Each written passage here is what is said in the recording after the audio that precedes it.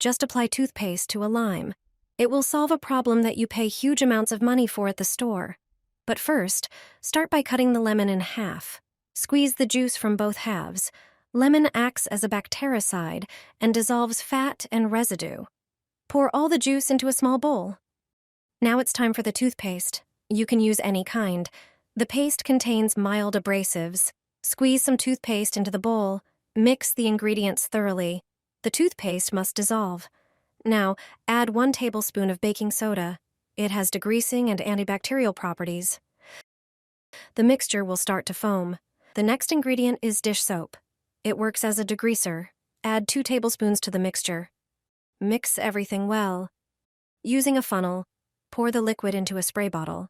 This will make it easier to dose the product. Your homemade cleaner is ready. Use it in the bathroom or kitchen.